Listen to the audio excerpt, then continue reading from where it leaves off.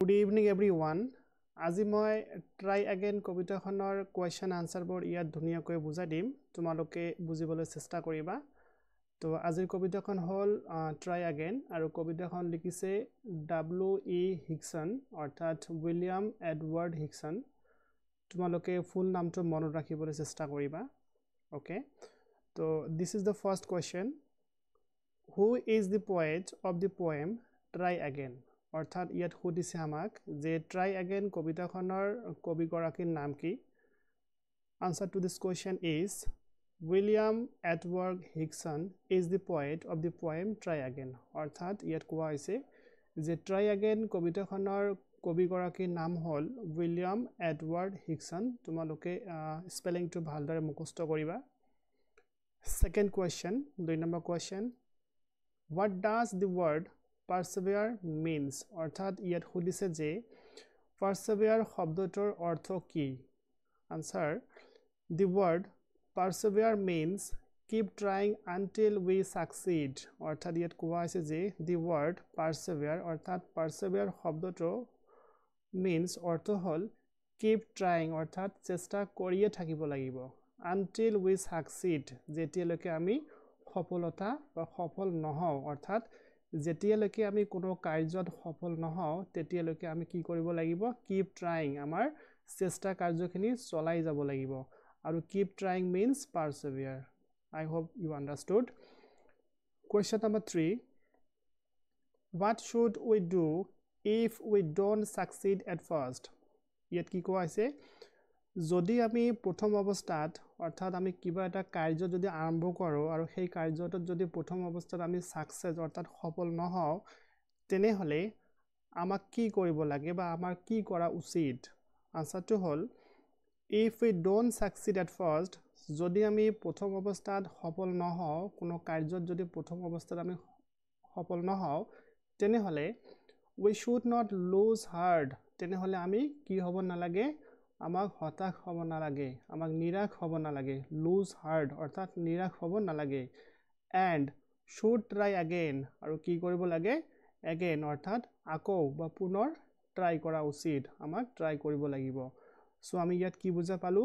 যদি প্ৰথম অৱস্থাত কোনো কাৰ্যত আমি সফলতা অৰ্জন নকৰো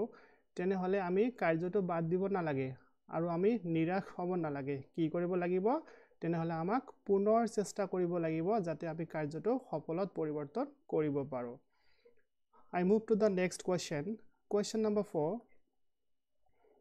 if we strive it's no disgrace what does the poet mean by this ইয়াত এটা কবিতা লাইন তুলি দিয়া হৈছে যে if we strive অৰ্থাৎ যদি আমি চেষ্টা কৰো strive means চেষ্টা কৰা কেনেকুৱা চেষ্টা কৰা great trying great effort অৰ্থাৎ খুবেই চেষ্টা কৰা it's no disgrace disgrace means লাজ বা অপমান তো ইয়াত কি কৈছে যে এই লাইনটোৰ অৰ্থ কি কবিয়ে এই লাইনটোৱে দি আমাক কি ক'ব বিচাৰিছে সো আনসাৰটো হল by the line if we strive it's no disgrace এই লাইনটোৰ মিনিং হল the poet means কবিয়ে আমাক বুজাবলৈ চেষ্টা কৰিছে that যে we should not shame at our failures অৰ্থাৎ আমাৰ অসফলতাত আমি যদি কিবা কাৰ্যত সফল নহওঁ তেনেকুৱা অসফলতাত আমাক shame বা লাজ পাব নালাগে অৰ্থাৎ সাপোজ ধৰি লোৱা তোমালোকে কিবা খেলা ধুলাত নাম দিছা তুমি খেলিবলৈ ষ্টাৰ্ট কৰিছা কিন্তু তুমি চান্স নাপালা বা ফাৰ্স্ট সেকেন্ড থাৰ্ড নহলা ফেইল হলা সফল নহলা তো তেনেকুৱা ফেইলত তেনেকুৱা অসফলতাত কেতিয়াও shame হ'ব নালাগে লাজ পাব নালাগে বৰং কি হ'ব লাগে we should keep trying very hard to reach our goal আমাৰ লক্ষ্য goal means লক্ষ্য তো কি কৰিব লাগিব তেতিয়া যে we should keep trying very hard তেতিয়া আমাক আকৌ বেছিকৈ চেষ্টা কৰিব লাগিব আমাক খুজি উলিয়াব লাগিব যে কি কাৰণত কিহৰ বাবে মই আজি সফল নহলো বা মই নিজিকিলো গতিকে হেতু কাৰণ খুজিব লাগিব তাৰ পিছত very hard অৰ্থাৎ কঠোৰ পৰিশ্ৰম কৰিব লাগিব তাৰ ওপৰত ওয়াৰ্ক কৰিব লাগিব তেতিয়াহে আমি কি কৰিব পাৰিম আমাৰ গোল আমাৰ লক্ষ্য স্থানত বা আমি আমাৰ সফলতাত উপনীত হ'ব পাৰিম understood okay question number 5 which rule should we always keep in view that means ইয়াত কোৱা আছে যে কোনটো নিয়ম কি নীতি নিয়ম কি ৰুল আমাক সদায় মনত ৰখা উচিত আনসারটো হল the rule which we should always keep in view is that অর্থাৎ নিয়মটো নীতিটো যেটো আমি সদায় আমাৰ মনত ৰখা উচিত হেতু হল what everyone can do অৰ্থাৎ যেটো কাৰ্য প্ৰত্যেকজন যেটো কাৰ্য everyone প্ৰত্যেকজনে can do কৰিব পাৰে then তেনেহলে can also be done as তেনেহলে সেই কাৰ্যটো আমি কিয় কৰিব নোৱাৰিম আমিও সেইটো কাৰ্য কৰিব পাৰিম সো আমি কি বুজা পালো যে সদায় আমাক কি মনত ৰাখিব লাগিব যে what everyone can do যি কাৰ্য প্ৰত্যেকজন ব্যক্তিয়ে কৰিব পাৰে তেনেহলে can also be done by us তেনেহলে তেনেকুৱা কাৰ্য আমাৰ দ্বাৰাও হ'ব পাৰে অৰ্থাৎ আমিও তেনেকুৱা কাৰ্য কৰিব পাৰিম সো এইখিনি কথা আমাক মনত সদায় ৰাখিব লাগিব next line we must keep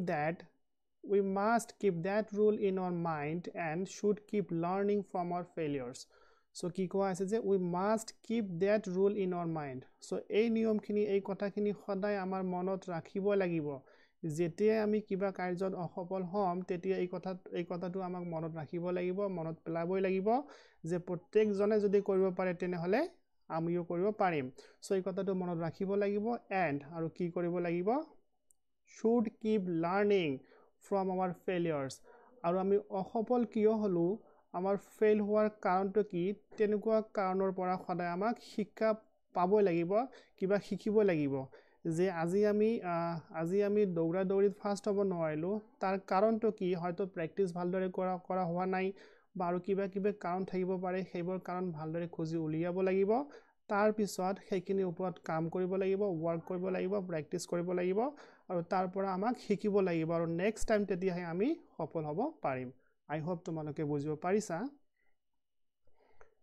6 number question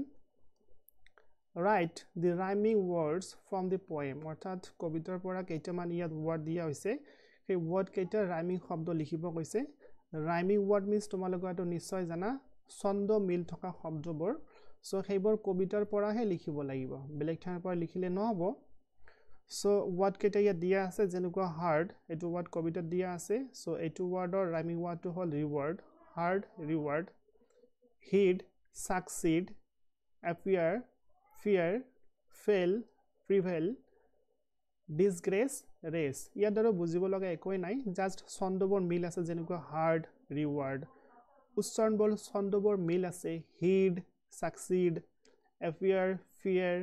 fail prevail so এইবোৰ তোমালোকে মুখস্থ কৰিবা এনেকুৱা বহুতো ওয়াৰ্ড থাকিব পাৰে but you have to write the words from your own poem নিজৰ কবিতাখনৰ পৰাহে লিখিব লাগিব বাহিৰৰ পৰা লিখিলে নহব এবাৰ মুখস্থ কৰিবা মই ইয়াত কেইটামান এডিশনাল কোৱেশ্চন দিছো লগতে আনসাৰ দিছো কাৰণ তোমালোকৰ পৰীক্ষাত এডিশনাল কোৱেশ্চন অহাটো দেখা যায় যাৰ বাবে অতি প্ৰয়োজনীয় কেইটামান কোৱেশ্চন মই ইয়াত দিছো তোমালোকে এইবোৰ এবাৰ পঢ়ি লবা first question When was William Edward Hickson born? অৰ্থাৎ যিগৰাকী কবি আছিল W.E. Hickson বুলি পাইছিলো আমি তেখেতৰ জন্ম কেতিয়া হৈছিল আনসাৰটো হল খুব ইজি হয় William Edward Hickson was born অৰ্থাৎ তেখেতৰ জন্ম হৈছিল 7th January 1803 সো তোমালোকে বুজিবই পাৰিছা যে 1803 চনৰ জানুৱাৰী মাহৰ 7 তাৰিখত তেখেতৰ জন্ম হৈছিল Second question When did William Edward Hickson die? অর্থাৎ William Edward Hicksonৰ মৃত্যু কেতিয়া হৈছিল তেখেত কেতিয়া মৃত্যুবৰণ কৰিছিল আনসাৰটো হল William Edward Hickson died তেখেতৰ মৃত্যু হৈছিল বা তেখেতে মৰিছিল বা মৃত্যু হৈছিল কেতিয়া on 22 March 1870 অৰ্থাৎ 1870 চনৰ মাৰ্চ মাহৰ 22 তাৰিখত তেখেতৰ মৃত্যু হৈছিল and this is the last question of this video of this poem the question is who is the author of the book Time and Fate অৰ্থাৎ ইয়াত এখন কিতাপ দিয়া হৈছে Time and Fate এই কিতাপখনৰ author লিখক কোন হয় আনসাৰটো হল William Edward Hickson is the author of the book Time and Fate অৰ্থাৎ Time আৰু Fate কবিতাখনৰ author বা লিখকৰ নাম হল William Edward Hickson so dear student I hope তোমালোকে বুজিব পাৰিছা যদি তোমালোকে ভালদৰে বুজিব পাৰিছা বা কিবা তোমালোকৰ উপকাৰ হৈছে বুলি তোমালোকে ভাবা তেনেহলে মোৰ চেনেলটো সাবস্ক্ৰাইব কৰিবলৈ নাপাহৰিবা আৰু যদি তোমালোকৰ বুজি ভাল লাগিছে তেনেহলে চেনেলটো লাইক কৰিবা আৰু তোমালোকৰ বন্ধুবৰ্গৰ মাজত শ্বেয়াৰ কৰিবলৈ নাপাহৰিবা So that's all for today. See you on the next one. Thank you. Have a nice day.